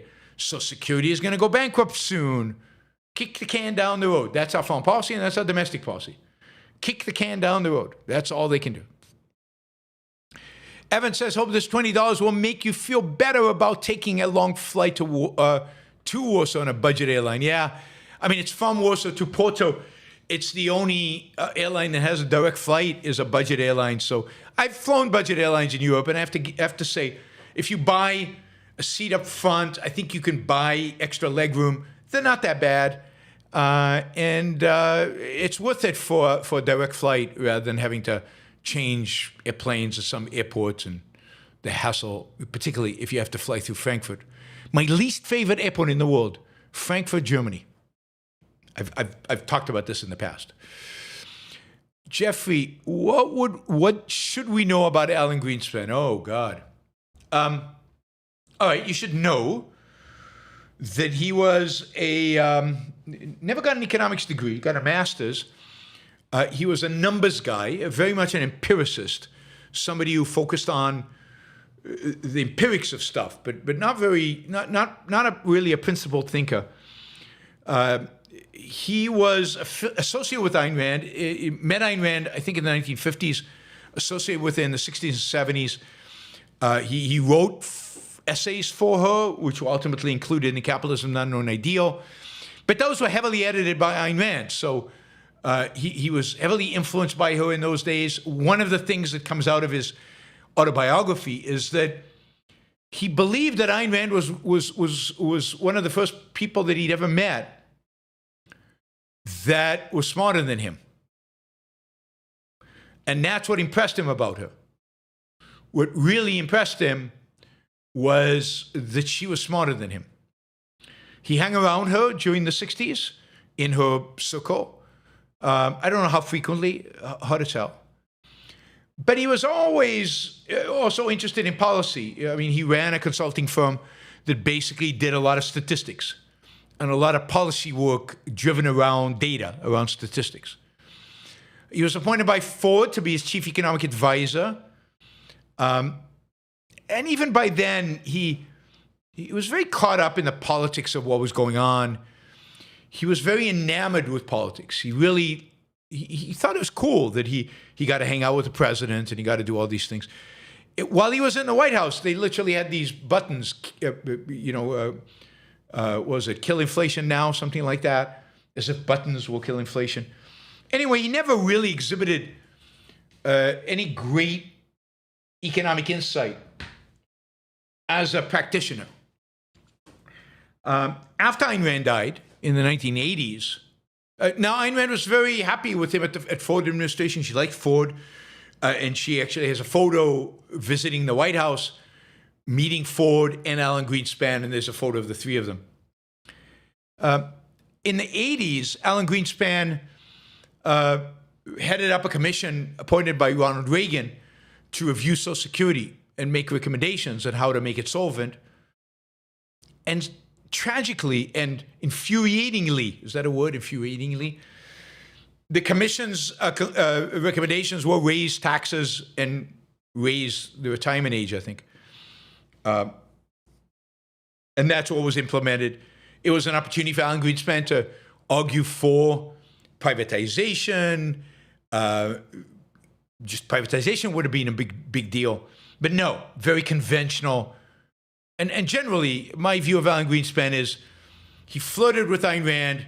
He had this intellectual interest in Ayn Rand. But at the end of the day, he was, if there's one word to capture him, conventional. Conventional.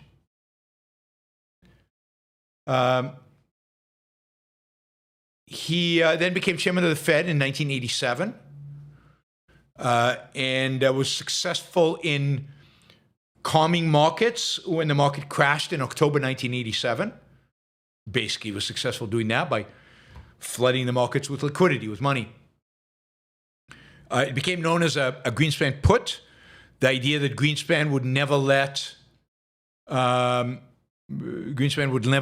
the markets go down too much. He would do whatever it took to recover, to save them.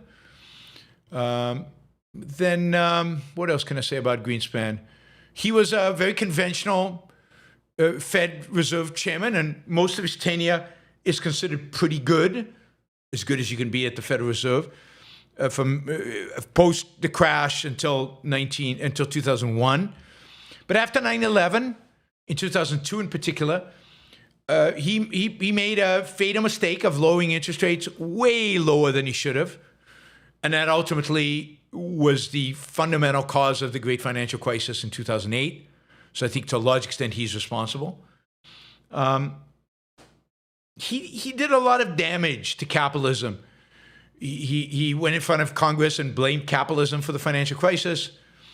He during hearings, he never, in front of Congress as chairman of the Fed, he prided himself on making statements that nobody understood, that were unintelligible. And again, were always super conventional. Very, very much along the lines of a standard Keynesian. So he had the ear of the world. Everybody respected him and admired him. And he failed to actually deliver a compelling pro-liberty message. And I will never forgive him for that. Never forgive him for that. He had an interesting relationship with Leonard Peikoff. When they were young, they were both, for a while, unmarried in Ayn Rand's circle. But if you read his autobiography, which I did, it's very second-handed. Very second-handed. He loved the Hollywood parties that he was invited to because he was chairman of the Fed. He loved the White House. He loved the politics. He loved the people treating him with this incredible respect. He loved that adoration, if you will. Thank you, Jeffrey. All right. Noel. Let's call Trump Taffo. Trump always fights on to encourage him to see this war through to its proper end, regime change. I don't think he listens to the show. I don't think he cares what I call him. So, yeah. But yes, let's go for always fights on. Always, always, always. And this one in particular. This one in particular. I will be meeting some people from the administration. We'll see if personally. I might even be presenting something about the war in front of people from the administration, in a couple of weeks. That'll be interesting. I'll let you know how it goes if I'm allowed to at a conference. If I'm allowed to comment on it, I will. But I expect, I know who else is on the program and who will be in the audience, and there'll be a number of people, pretty senior, from the Trump administration there. So it'll be interesting to see if I get any reception, what kind of reception, if I do have a chance to speak to them, what kind of reception I get. All right, I want to remind you all that this program is funded by you, and it exists because of the funding from you, and if no funding, no existence. So please consider getting us to our target. We've got 10 minutes to raise $67. $67. It's very doable. It would be great if we did it. I'm not even talking about the third hour, but we might not, we don't have a lot of questions, so it's going to go pretty quickly here. 67, that's 3 $20 questions, one $50 question and a bit. So please consider getting us to the target. I think we've been short a little bit the last couple of days, so let's get it this time. And of course, you can ask a question. I'll talk about anything you want me to talk about. I'm sure there are topics you'd like me to talk about and I haven't. And you can do that by just asking a question, even if it's $2 and a sticker. Don't even have to come up with a question. Harrison, we're going back to the moon next Wednesday. Cool. Are we? Literally, they're going to be astronauts landing on the moon, or just an unmanned thing landing on the moon? I don't know what that, if it's not astronauts, it's not really going back. Like if it's a robot, it doesn't count. Robots don't count, right?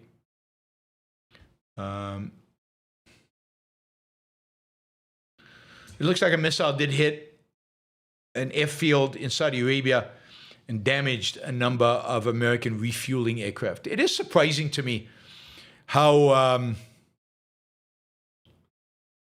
that the air defense systems that the Americans have deployed in the Gulf are not better than they are. Not better than they are.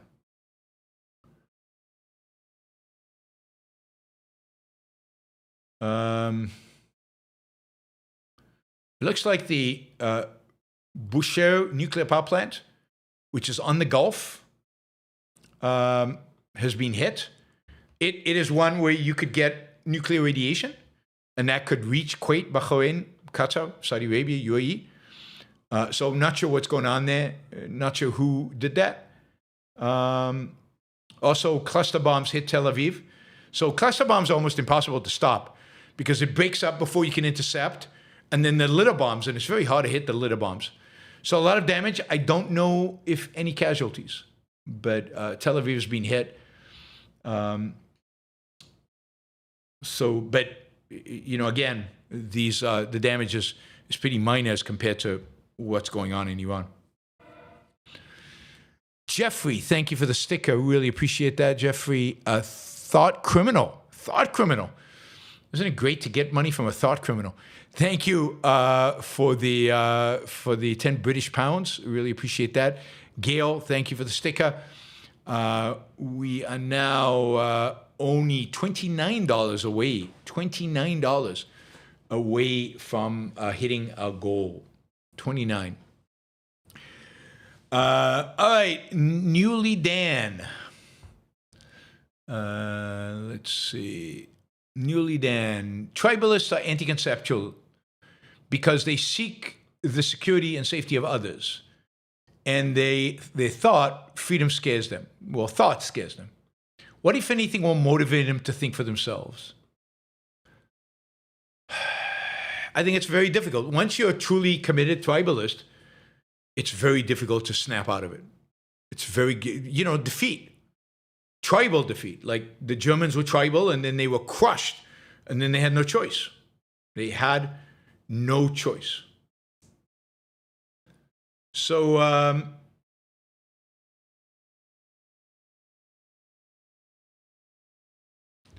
it's very difficult, short of their tribe really losing in some big, significant, substantial way, or disappointing him, but how do you get rid of that fear that drove them there anyway? That fear of thinking. That's why once you descend into tribal society, very difficult to snap out of it. It's almost like you have to create a pro-liberty tribe. It's just kind of a contradiction in terms and impossible, but yeah. All right.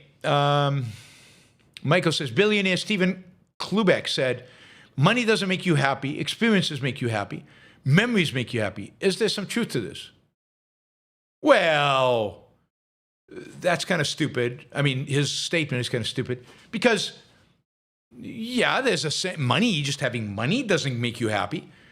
But money buys you a lot of experiences. If you have money, you can experience things you can't experience without money. You can travel around the world. You can see things that you've never seen before. You can create the memories. You can invest in values. I mean, here's the point. Achieving values makes you happy. Achieving life-affirming values makes you happy. Money doesn't make you happy. Achieving life-affirming values makes you happy. But to achieve life-affirming values, you need some money to eat, to invest. And if you want to go to the moon, if that's a value. So money makes more values possible, more experiences possible, more memories possible. So no question that money in and of itself does not make you happy. But money contributes to your happiness in vast ways. Notice that only very rich people, very, very rich people, will tell you that money doesn't make you happy. Like the rest of us know, oh no, money is important. Money is important to my happiness. I need it. Darlene, thank you for the sticker. And Linda, thank you for the sticker. We're now only $17 short. $17. Well, let's shift this to the right. There we go. That's the right goal. All right. Not your average algorithm. How much can you bench press, squat, and deadlift? God, I don't know. I don't deadlift, so I just don't deadlift because of my back. So deadlifting is out. I don't know how much I can bench press. You know, I've never really, you know, like I do dumbbells. When I was like 15 years, 20 years younger, I could do about, if you, it also depends on how many reps, right? So I could do 4 reps of 95 pounds in each arm. So 190 pounds of dumbbells, which is harder than just a straight bench press. Bench press, you could probably bench press more than that. What could I do today? I can definitely do 50 in both arms. I don't try it because I don't have a trainer with me, and to do anything above 40 pounds in each arm, I would want somebody to spot me. I'm really scared of one of those weights falling on my head. I'm gonna guess if you just talked about 1 or 2 reps that I could do, certainly do 150 pounds, maybe more. Right. In terms of squat, again, I don't know. I haven't done like full on load me up with as much weight as you can and squat. I can do many squats with 50 pounds, with a 50-pound dumbbell in my hand. But I don't know what the max is. It's pretty high, would be my guess. When I don't know. I've never done that. I've never put that kind of weight on my back and squatted. Again, I would want somebody to somebody to spot me if I was doing something like that. Plus, I mean, I'm almost 65, right? I'm almost 65, and you start pushing weights that big, that are free weights, that are not. You can really hurt yourself. So you've got to be careful. So I'd rather not do my 1 rep max. Right? Proto says do 50 push-ups right now. I can't do 50 push-ups in one go. I can't. I could do 50 push-ups if you gave me a rest. I could do somewhere between 35 and 40. Somewhere between 35 and 40, I could do straight. Push-ups, 35 and 40. Yeah, 30 I could do for sure. Probably make it a 35. Maybe on a good day, if I'm well rested, I could make 40. In terms of leg press, I don't know. Again, I haven't pushed. And it depends on the machine, depends on the angle and everything. A few years ago, I did like between 700 and 800 pounds. Remember, I'm old. So I'm in pretty good shape. Right? I would take you guys on, most of you guys on, even though I'm quite a bit older than you are. All right. I don't know why we're talking about this. All right. James, how does progressive taxation not violate equal protection under the 14th Amendment? Well, a lot of things do violate the 14th Amendment. It just, nobody considers that. Plus so it's not even thought of. When income tax was first introduced and was ruled constitutional, only the very rich paid income tax. Only the top 10% paid 7% income tax. Nobody tried to challenge that under the 14th Amendment. You would think that it would qualify, but it doesn't. Hopper Campbell, would you consider the growth of objectivism flat? I don't know what you mean. Does that mean the growth rates? That is it going 10% every year and the 10% is flat? That would still mean more people every year because the 10% of a larger number is a growing number of people. So I don't know what exactly meant, and I don't know how to measure it. I don't know how to figure that out. So I don't know. Len, there is the Trump 3D chess thing, an MBS interaction. But what if it's just the professional U.S. military presenting information and Palantir anthropic tools having a fulsome plan A, B, C, D like life. I mean, all of that is possible, but I don't think Trump plays 3D chess. I don't think he can play 1D chess. He's just not smart and he's not strategic. What if it was the military? But if the military is presenting it, we're 4 weeks in, and we still don't have the assets in place to open up the Straits of Hormuz, I would say that the military's failed. The military's failed. So, yeah. It's if they presented ABC and this is where we are, and we haven't opened up the Straits of Hormuz, and we haven't attacked the civilian infrastructure, then they failed.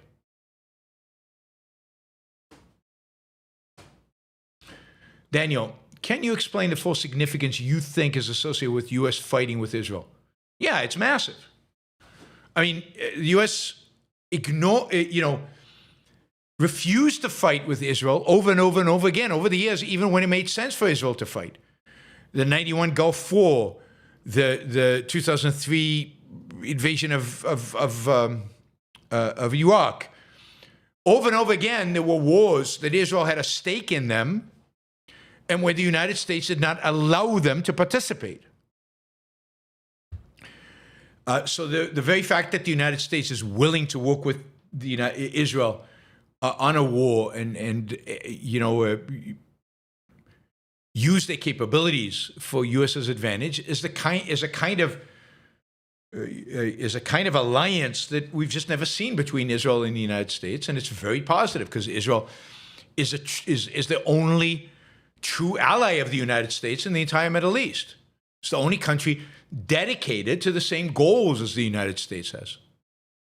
So it's the ultimate alliance, and the fact that it was never done before was signs of cowardice and signs that the United States cared too much and was willing to sacrifice its interests not to offend Saudi Arabia, basically.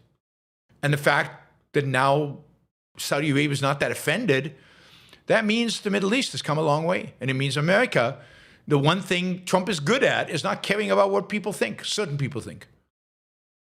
The elites, and telling the Saudis to suck it in and get with the program. He's good at that.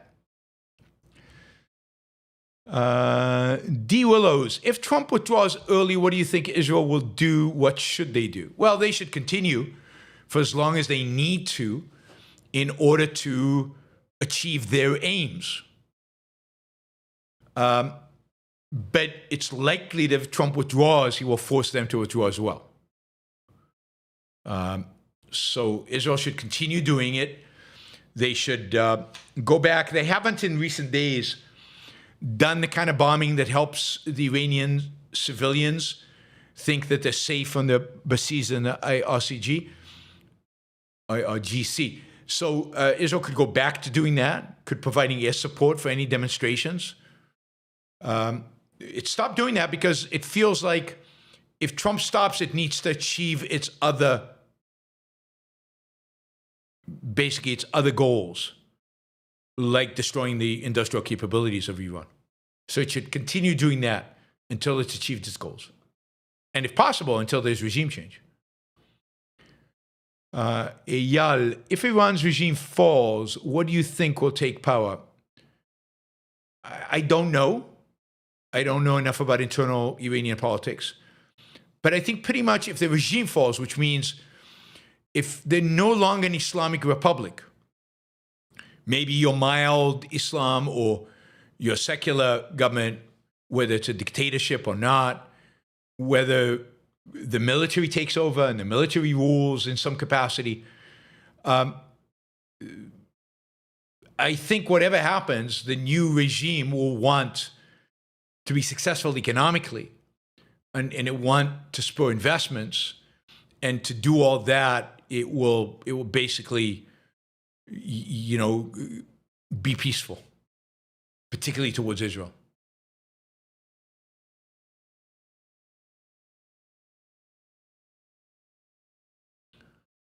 All right.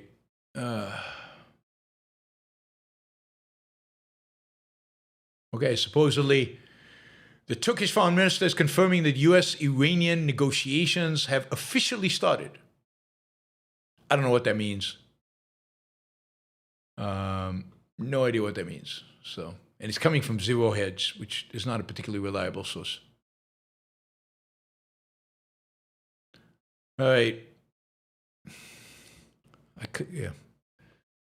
Daniel, leftists often claim the U.S. is responsible for the Iranian Revolution.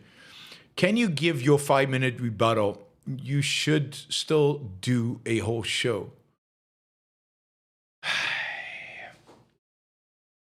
I mean, there's a sense in which that's true, in a sense that the United States did not stand by the Shah, did not defend his regime, and did not stand by his generals when they wanted to defend the regime, and in a sense allowed the Shah to the Ayatollah to take over once the Shah left, and basically the United States encouraged the military to stand down. So in that sense, yes, they are somewhat responsible. But in the broader sense, the responsibility is with the Shah, who abused his own people, who behaved as an authoritarian, torture chambers, all kinds of things that were really bad, shouldn't have done. But beyond that, it's the Iranian people. I mean, the Iranian people, and it's of all the people responsible for the Shah, for the Ayatollah coming to power, it was the left. The left in Iran, leftist students, and the left in Europe, which was most supportive of Ayatollah. Ayatollah Khomeini basically cultivated the left for a decade. He used Marxist language in his sermons.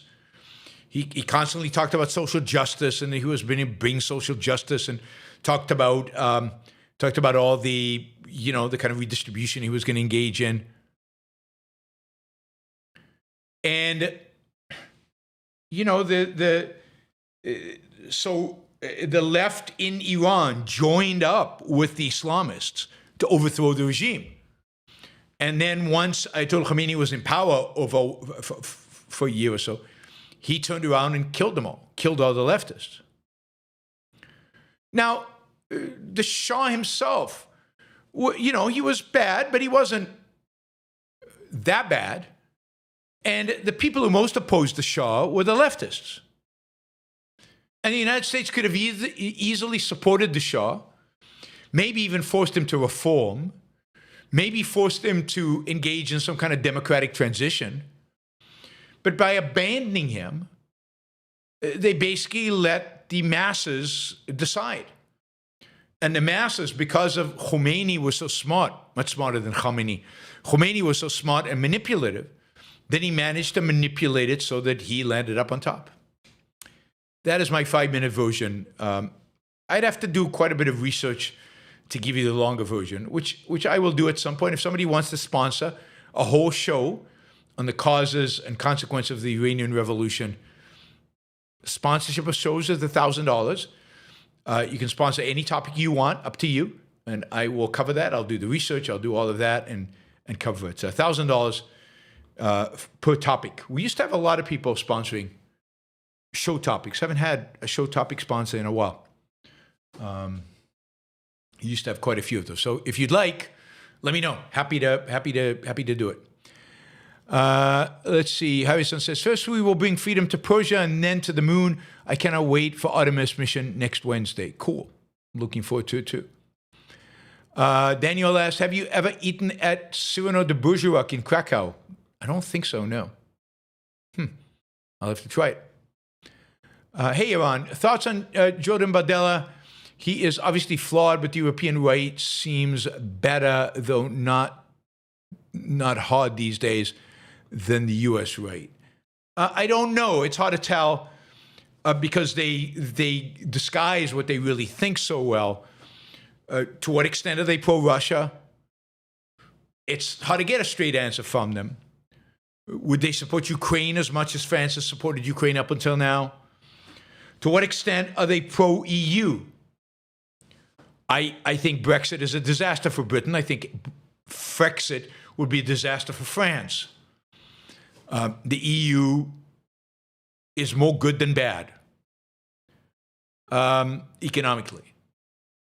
What else? Do they really have a plan to deal with with Islam? Not that I can see. I mean, they want to deport illegal immigrants, okay, but that's not the problem. The problem is radical Islam in France, among French Muslims. How are they going to deal with that? Is there a plan? I don't see one. So I don't know. Then they're anti-capitalism. They're quite socialist. They were against pension reform, which France needs desperately. So I don't know how good they really are. And what do they stand for? Statism more than anything else. So I don't see most of the right-wing parties. I mean, what does Reform stand for in England? Not for economic liberty. What does the AfD stand for in Germany? So I'm not that excited. Greg asked, what was your favorite breakfast cereal? I don't remember. I mean, I haven't had real cereal in decades. I mean, I'm sure when I was a kid, I had some, what do they call it? I had cornflakes. I had all the standard ones. I can't remember having a favorite. Snap, Crackle, Pop. What was that? Rice Krispies. Today, if I eat cereal, it's a no-grain cereal, like a cereal made from nuts and seeds. And there's a bunch of them out there. It's hard to find one that is good and has very low sugar. They stick them with tons of sugar, or with like fruit, dried fruit, which is heavily concentrated with sugar. And I don't like to put too much sugar in my body. So, I mean, particularly not if it's concentrated. So I don't eat cereal anymore. But I would, if you could find me a cereal made of nuts and seeds primarily, if there were oats there, I'd be okay with it. But that had very little sugar, ideally with no added sugar, but also no sugar alcohols and nothing else, right? Nothing else. So if you can find me a cereal like that, that would be great. But, I'll take recommendations. Basically what I eat then is nuts for breakfast. Blueberry. I don't know if that's real, blueberry. Yeah, I mean, blueberries and nuts and seeds. A lot of seeds. That would make a great breakfast. That's a lot of protein. That's healthy fats, and that is fiber. And the blueberries give you some antioxidants. That's ideal. That's ideal breakfast cereal. Stephen, thank you for the sticker. I appreciate it. I think friend Harper. I think so. I can't remember now. But thank you guys. Darlene again. All right. We got everybody. Thank you, Stephen. All right. That is it. We'll call it a day. I will be back tomorrow with we'll see what the topic is. I'll try to figure out a topic, maybe something positive. We need positivity in these days. So Yaron's Rules for Life type topic tomorrow. No, wait a second. What am I talking about? Scrap all that. Tomorrow is AMA, 3 p.m. East Coast time, AMA. Sunday, I will do a kind of Rules for Life type show. All right? Skylar says Kashi Ego. I'll check it out. Kashi Ego. All right. I'll check those out. Quaker Harvest Crunch. All right, guys. Thank you. To all the super chatters, thank you for being here. Thank you for following me. Don't forget to like the show before you go. Don't forget to subscribe if you're not a subscriber. And I will see you all tomorrow for the AMA. Don't forget, if you're 25 and above, join us in the on the panel. Bye, everybody.